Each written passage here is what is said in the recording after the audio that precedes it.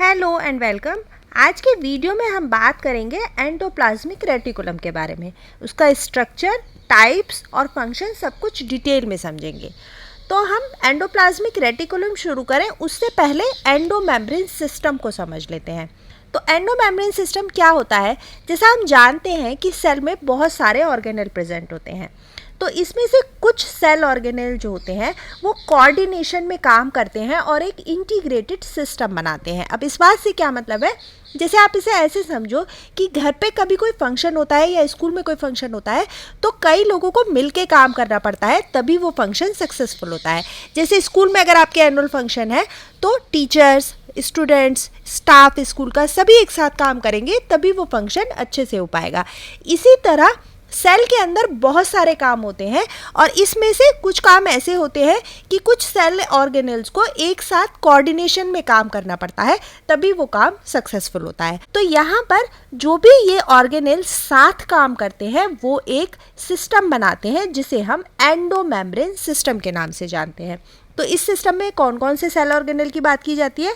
Endoplasmic reticulum, Golgi complex, lysosome और vacuoles.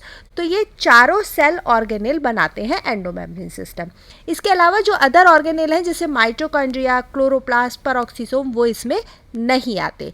तो endomembrane system एक ऐसा सिस्टम है जिसमें कि सेल ऑर्गेनेल एक साथ मिलकर काम करते हैं और एक इंटीग्रेटेड सिस्टम की फॉर्म में चलते हैं। तो ये हो गया एंडोमेम्ब्रेन सिस्टम। अब इस एंडोमेम्ब्रेन सिस्टम में सबसे पहले बात आती है एंडोप्लाज्मिक रेटिकुलम की। तो यहाँ हम फोकस करेंगे एंडोप्लाज्मिक रेटिकुलम पर।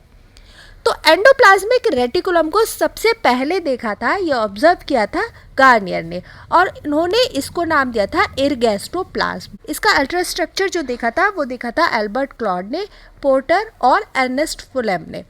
उसके बाद इसका जो टर्म दिया था, एंडोप्लाज्मिक रेटिकुलम टर्म जो कॉइन हुआ था, वो किया था कैथ पोर्टर ने। तो ये हो गई कुछ हिस्ट्री इसके बारे में। अब एंडोप्लाज्मिक रेटिकुलम से क्या मतलब है? रेटिकुलम का मतलब होता है एक नेटवर्क, और एंडोप्लाज्मिक जो कि साइटोप्लाज्म के अंदर, एंडो मतलब इनसाइड और प्लाज्म मतलब साइटोप्लाज्म, तो साइटोप्लाज्म के अंदर जो नेटवर्क प्रेजेंट होता है उसको हम एंडोप्लाज्मिक रेटिकुलम के नाम से जानते हैं। तो ये हुआ इसकी हिस्ट्री। और एंडोप्लाज्मिक रेटिकुलम इसको क्यों बोलते हैं? क्योंकि ये एक नेटवर्क लाइक स्ट्रक्चर है, या सेल के अंदर एक नेटवर्क जैसा स्ट्रक्चर बनाता है, इसीलिए हम इसे एंडोप्लाज्मिक रेटिकुलम कहते हैं। अब नेक्स्ट बात आती है कि ये नेटवर्क लाइक स्ट्रक्चर या एंडोप्लाज्मिक रेटिकुलम सेल में कहाँ प्रेजेंट होती है और कौन सी सेल्स में प्रेजेंट होती है। तो इसके प्रेजेंस और डिस्ट्रीब्यूशन की बात करें तो एंडोप्लाज्मिक रेटिकुलम हमें प्रोकैरियोट्स में नहीं दिखाई देती। क्यों? क्योंकि एक मेम्ब्रेन बाउंड स्ट्रक्चर है और प्रोकैरियोट्स में मेम्ब्रेन बाउंड स्ट्रक्चर प्रेजेंट नहीं होते। इसके अलावा सभी यूकैरियोटिक सेल में एंडोप्लाज्मिक रेटिकुलम प्रेजेंट होती है एक्सेप्ट जर्माइनल सेल्स और मैच्योर आरबीसी। अब ये जर्माइनल सेल्स क्या है? जर्म सेल्स या फिर एग और स्पर्म सेल्स।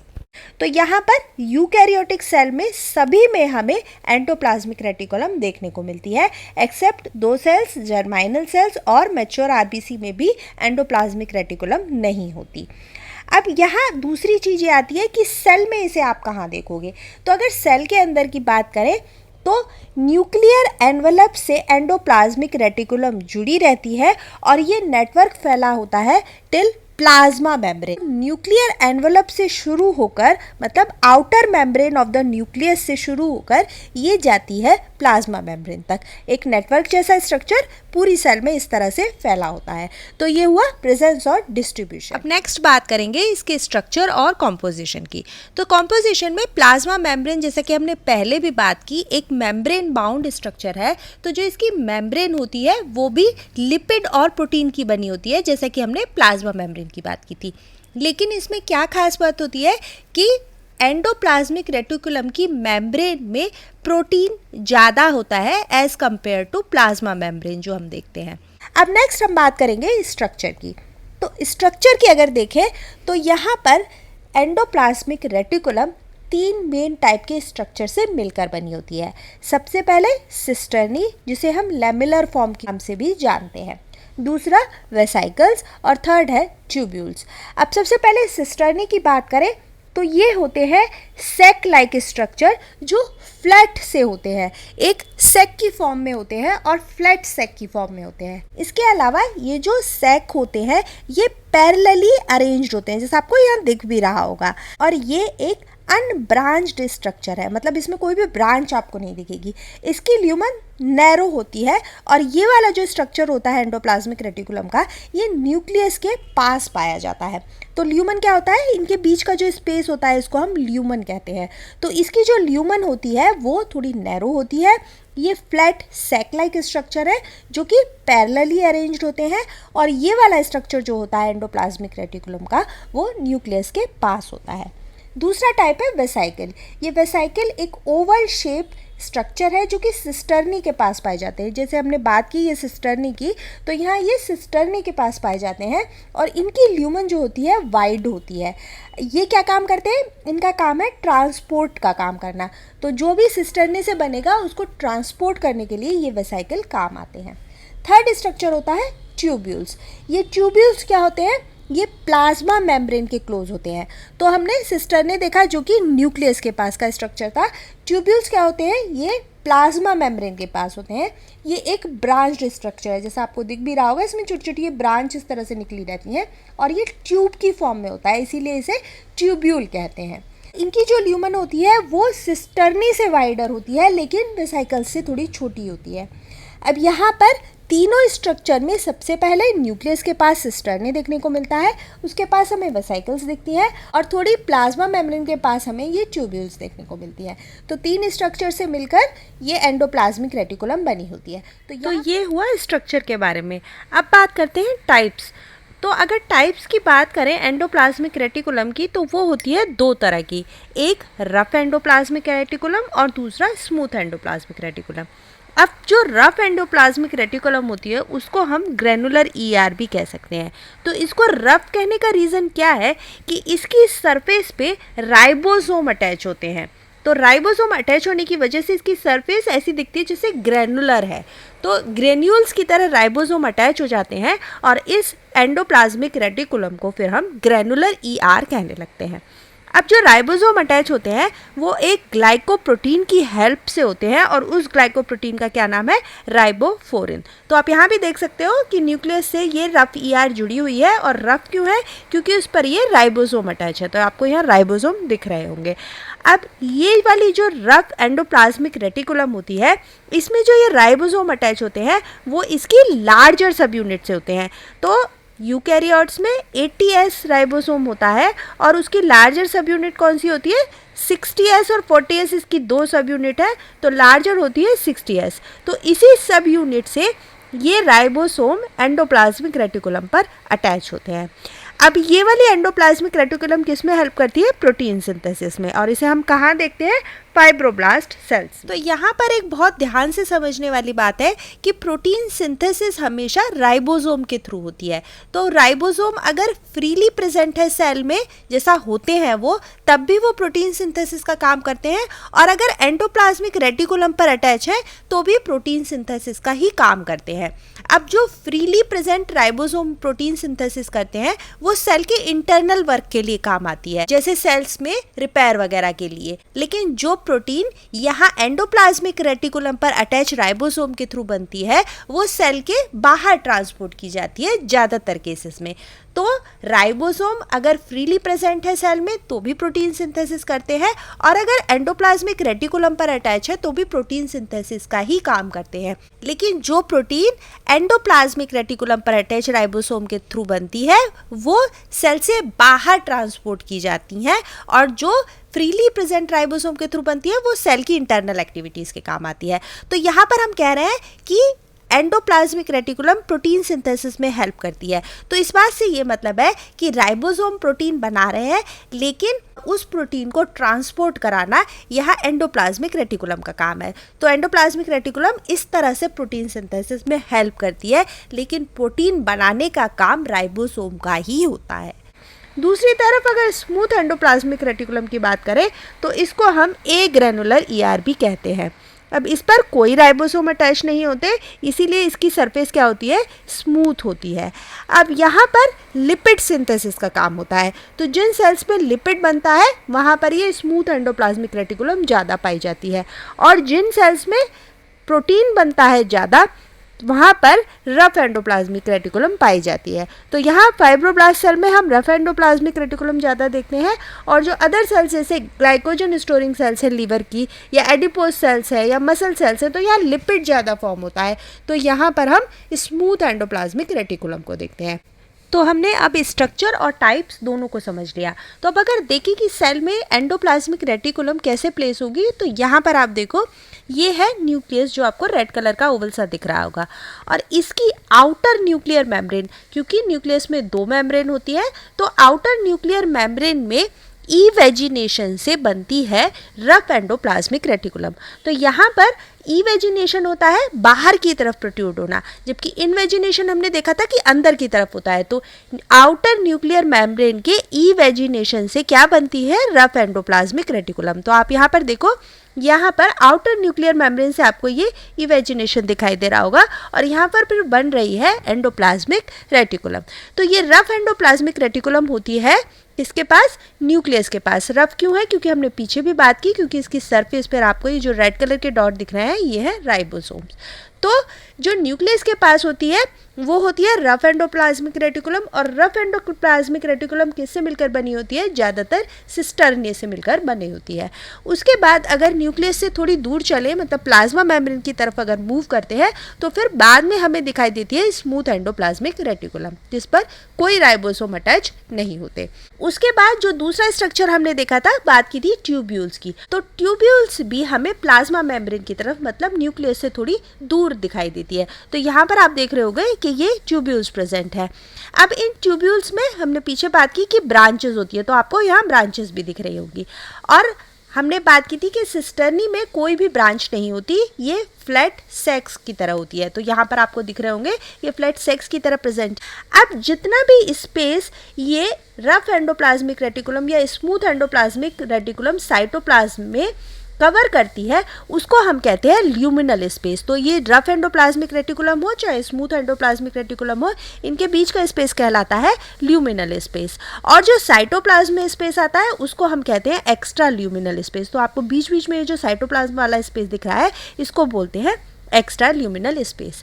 अब हमने जो थर्ड स्ट्रक्चर देखा था वो था वेसाइकल्स, जो ट्रांसपोर्ट का काम करती हैं। तो जितना भी प्रोटीन या फिर लिपिड सिंथेसिस होता है यहाँ रफ एंडोप्लाज्मिक रेटिकुलम में और स्मूथ एंडोप्लाज्मिक रेटिकुलम में, वो इन्हीं वेसाइकल्स के थ्रू ट्रांसपोर्ट किया जाता है। जैसे प्रोटीन जाता है गोल्जी एपरेटस में फिर से मॉडिफिकेशन के लिए। तो रफ एंडोप्लाज्मिक रेटिकुलम क्या है, सेल में एक नेटवर्क की तरह, मतलब एक जाल की तरह फैली रहती है। कहाँ से, न्यूक्लियस से लेके और प्लाज्मा मेम्ब्रेन तक। इसमें क्या क्या होती हैं, फ्लैटेंड सैक्स होते हैं जिसे हमने सिस्टर्नी का नाम दिया हुआ है, और ट्यूब्यूल्स होते हैं। तो फ्लैटेंड सैक्स जो होते हैं या सिस्टर्नी जो होती है वो बनाते हैं रफ एंडोप्लाज्मिक रेटिकुलम, और ट्यूब्यूल से बनती है smooth endoplasmic reticulum. Smooth endoplasmic reticulum में सिस्टर्नी भी हो सकते हैं, लेकिन मोस्टली ट्यूब्यूल से स्मूथ एंडोप्लाज्मिक रेटिकुलम बनती है। और इसके अलावा वेसाइकल्स होते हैं जो ट्रांसपोर्ट का काम करते हैं। तो ये बात हो गई, हमने स्ट्रक्चर और टाइप्स को डिटेल में देख लिया। अब हम बात करेंगे फंक्शंस की। तो फंक्शंस में पहले वो फंक्शंस की बात करेंगे जो दोनों एंडोप्लाज्मिक रेटिकुलम से, मतलब स्मूथ से भी और रफ से भी किए जाते हैं। तो सबसे पहले आता है कि रफ एंडोप्लाज्मिक रेटिकुलम हो चाहे स्मूथ एंडोप्लाज्मिक रेटिकुलम हो, दोनों ही मैकेनिकल स्ट्रक्चर में सपोर्ट करती हैं। एक सेल को मैकेनिकल स्ट्रेंथ देती हैं और फ्रेमवर्क, अंदर से फ्रेमवर्क का काम करती हैं। दूसरा है कि ये इंट्रासेलुलर सर्कुलेटरी सिस्टम है। तो न्यूक्लियस से जुड़ी होती है, तो न्यूक्लियस में जो भी मटेरियल बनता है वो भी पास किया जाता है। इनके अंदर जो भी मटेरियल बनता है वो गोल्जी कॉम्प्लेक्स को जाता है या जहाँ भी सेल में पहुँचाना होता है। तो ये एक सर्कुलेटरी सिस्टम की तरह भी काम करती हैं। इसके अलावा लिपिड के और प्रोटीन के ट्रांसपोर्ट में भी हेल्प करती हैं, क्योंकि यहीं पर ये दोनों सिंथेसाइज होते हैं। तो नेक्स्ट चीज़ है कि सेल डिवीजन के बाद न्यूक्लियर एनवेलप और सेल प्लेट फॉर्मेशन का काम भी एंडोप्लाज्मिक रेटिकुलम से होता है। उसके अलावा ये सरफेस एरिया बढ़ाती हैं सेल का, जैसे नेटवर्क की फॉर्म में फैली रहती है तो इससे क्या होता है कि सरफेस एरिया बढ़ जाता है, और सरफेस एरिया बढ़ने की वजह से एंजाइम एक्टिविटीज़ भी बढ़ जाती हैं। तो ज़्यादा सरफेस एरिया मिलेगा तो ज़्यादा एंजाइम्स वगैरह के फॉर्मेशन में हेल्प मिलेगी। तो ये बात हुई कि फंक्शंस जो एंडोप्लाज्मिक रेटिकुलम परफॉर्म करती है। अब यही फंक्शंस हम देखते हैं कि स्पेसिफिकली कौन रफ एंडोप्लाज्मिक रेटिकुलम से होता है और कौन सा स्मूथ एंडोप्लाज्मिक रेटिकुलम से। तो हमने बात की कि रफ एंडोप्लाज्मिक रेटिकुलम पर राइबोसोम अटैच होते हैं। तो सबसे पहले तो प्रोटीन सिंथेसिस होता है इन्हीं रफ ईआर में, तो ये प्रोटीन सिंथेसिस में हेल्प करती है, उसके ट्रांसपोर्टेशन में भी हेल्प करती हैं। वहीं अगर स्मूथ एंडोप्लाज्मिक रेटिकुलम की बात करें तो ये क्या काम करती है, इनका काम होता है लिपिड सिंथेसिस का और उसके ट्रांसपोर्टेशन का। रफ एंडोप्लाज्मिक रेटिकुलम जो होती है वो बायोसिंथेसिस है, मेम्ब्रेन बायोसिंथेसिस, जो कि प्लाज्मा मेम्ब्रेन बनती है उसकी भी बायोसिंथेसिस यही रफ एंडोप्लाज्मिक रेटिकुलम पर होती है। इसके अलावा अगर स्मूथ एंडोप्लाज्मिक रेटिकुलम की बात करें तो यहाँ पर बनते हैं स्टीरॉयड हार्मोन। तो जितने भी एंजाइम या हार्मोन होते हैं वो लिपिड ही होते हैं, मतलब फैट ही होते हैं। तो यहाँ पर जितने भी लिपिड सिंथेसिस होती है उसमें स्टीरॉयड हार्मोन भी होते हैं। उसके अलावा जो लेडिक सेल्स है या फॉलिकुलर सेल्स है उनसे टेस्टोस्टेरोन बन रहे हैं या एस्ट्रोजन, प्रोजेस्टेरोन, जितने भी हार्मोन बनते हैं वो यही स्मूथ एंडोप्लाज्मिक रेटिकुलम में सिंथेसाइज किए जाते हैं। थर्ड पॉइंट है rough endoplasmic reticulum nuclear material को ट्रांसपोर्ट करने का काम करती है। अब जब न्यूक्लियस से जुड़ी हुई है, क्योंकि रफ एंडोप्लाज्मिक रेटिकुलम ही जुड़ी हुई होती है न्यूक्लियस से, तो ये न्यूक्लियस के जो मटेरियल है उनको ट्रांसपोर्ट करने का काम करती है। Smooth endoplasmic reticulum detoxification in the liver, ये बहुत इंपॉर्टेंट पॉइंट है और ये पूछा भी जाता है कि लीवर का डिटॉक्सिफिकेशन कौन सी एंडोप्लाज्मिक रेटिकुलम से होता है। तो ये काम स्मूथ एंडोप्लाज्मिक रेटिकुलम के द्वारा होता है। तो जितने भी कंपाउंड होते हैं जो टॉक्सिक होते हैं सेल्स के लिए वो यहाँ स्मूथ एंडोप्लाज्मिक रेटिकुलम से रिमूव किए जाते हैं। लीवर वगैरह से जितना भी डिटॉक्सिफिकेशन होता है वो स्मूथ एंडोप्लाज्मिक रेटिकुलम में किया जाता है। इसके अलावा लास्ट पॉइंट है कि रफ एंडोप्लाज्मिक रेटिकुलम जो होती है वो प्रोटीन ग्लाइकोसाइलेशन।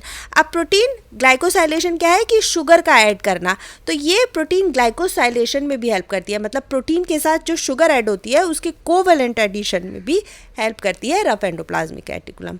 इसके अलावा अगर स्मूथ एंडोप्लाज्मिक रेटिकुलम की बात करें तो हमने प्लाज्मोडेस्माटा देखे थे सेल वॉल में, उसमें जो डेस्मोट्यूब्यूल्स होते हैं उसमें यही स्मूथ एंडोप्लाज्मिक रेटिकुलम मिलती है। तो ये हो गए फंक्शंस जो रफ एंडोप्लाज्मिक रेटिकुलम और स्मूथ एंडोप्लाज्मिक रेटिकुलम से परफॉर्म किए जाते हैं। अब हमने क्या देखा इस वीडियो में, तो हमने प्रेजेंस और डिस्ट्रीब्यूशन देखा कि कहाँ पर ये सेल में पाई जाती हैं, और आपको न्यूक्लियस के पास एंडोप्लाज्मिक रेटिकुलम देखने को मिलती है और ये यूकैरियोटिक सेल्स में मिलती है, लेकिन आरबीसीज और जर्मिनल सेल्स में एंडोप्लाज्मिक रेटिकुलम नहीं होती। इसके अलावा जब हमने स्ट्रक्चर की बात की तो हमने 3 तरह के स्ट्रक्चर देखे जो कि थे सिस्टर्नी, दूसरा था ट्यूब्यूल्स और थर्ड की हमने बात की थी वेसाइकल्स। तो जो रफ एंडोप्लाज्मिक रेटिकुलम होती है वो ज़्यादातर सिस्टर्नी से मिलकर बनी होती है और स्मूथ एंडोप्लाज्मिक रेटिकुलम जो होती है वो ज़्यादातर ट्यूब्यूल से मिलकर बनी होती है। थर्ड फॉर्म थी वेसिकल फॉर्म जो कि ट्रांसपोर्ट में हेल्प करती है। उसके अलावा हमने टाइप्स की बात की जिसमें हमने स्मूथ एंडोप्लाज्मिक रेटिकुलम और रफ एंडोप्लाज्मिक रेटिकुलम, रफ क्यों कहते हैं क्योंकि इसकी सरफेस पे राइबोसोम अटैच होते हैं, इसकी वजह से ये प्रोटीन सिंथेसिस में हेल्प करती है। प्रोटीन सिंथेसिस का काम राइबोसोम्स ही करते हैं, लेकिन क्योंकि ये रफ एंडोप्लाज्मिक रेटिकुलम पर अटैच होते हैं इसीलिए हम कहते हैं कि रफ एंडोप्लाज्मिक रेटिकुलम से प्रोटीन सिंथेसिस होती है। इसके अलावा स्मूथ एंडोप्लाज्मिक रेटिकुलम का क्या काम होता है कि वो लिपिड सिंथेसिस में काम करती है। फंक्शन क्या है एंडोप्लाज्मिक रेटिकुलम में, सबसे पहले तो ये फ्रेमवर्क बनाती है, सेल में नेटवर्क की तरह फैली रहती है इसलिए एक फ्रेमवर्क का काम करती है। दूसरी चीज़ endoplasmic reticulum protein synthesis lipid synthesis में काम करती है जो हमने रफ एंडोप्लाज्मिक रेटिकुलम और स्मूथ एंडोप्लाज्मिक रेटिकुलम के फंक्शंस में देखा। इसके अलावा हमने देखा कि जब सेल डिवीजन के टाइम पर सेल प्लेट का फॉर्मेशन होता है और न्यूक्लियर एनवेलप बनता है तब यही एंडोप्लाज्मिक रेटिकुलम उसमें हेल्प करती है। अगर स्पेसिफिक फंक्शन की बात करें तो सबसे पहले लिपिड सिंथेसिस और प्रोटीन सिंथेसिस की बात आती है। उसके अलावा स्मूथ एंडोप्लाज्मिक रेटिकुलम डिटॉक्सिफिकेशन में, जो कि एक इम्पॉर्टेंट क्वेश्चन है, और रफ एंडोप्लाज्मिक रेटिकुलम में प्रोटीन का ग्लाइकोसाइलेशन, उसके अलावा न्यूक्लियर मटेरियल्स का ट्रांसपोर्टेशन, मेम्ब्रेन बायोसिंथेसिस में भी हेल्प करती है।